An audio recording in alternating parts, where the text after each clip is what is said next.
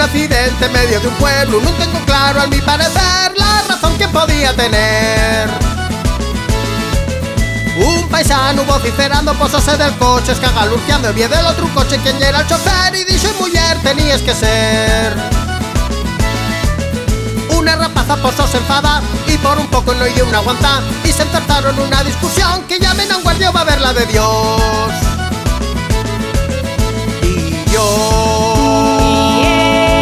que soy periodista de televisión, presento concursos de gran difusión, vi rápidamente la solución y me cargo de la situación.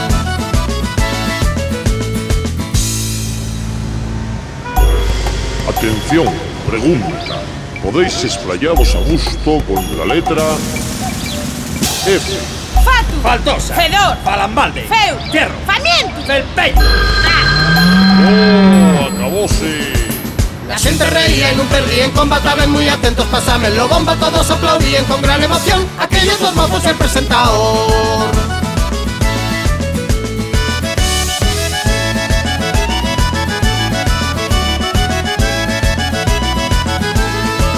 Como a mí me gusta el entretenimiento y tengo más papu que un saco cemento, una discusión non la desé morrer y eché leña al fuego de aquella muller. Llamote guapín, madre del alma, sentí como un tiro pa' que dixo nada. La boca al paisano volvió a florecer y dice: muller, tenías que ser. Y la rapaza pusose enfada y por un poco no dio una aguanta. De nuevo la bronca y la discusión. ¿Dónde anda la guardia? ¡Ya tarde, re Dios! Y yo, que soy periodista de televisión, presento concursos de gran difusión, vi rápidamente la solución y me cargo de la situación. Atención, pregunta.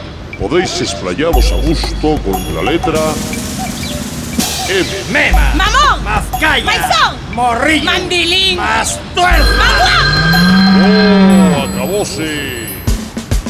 La xente reía, non perdían, combataban muy atentos, pasámenlo bomba, todos aplaudían con gran emoción aquellos dos mozos y el presentador.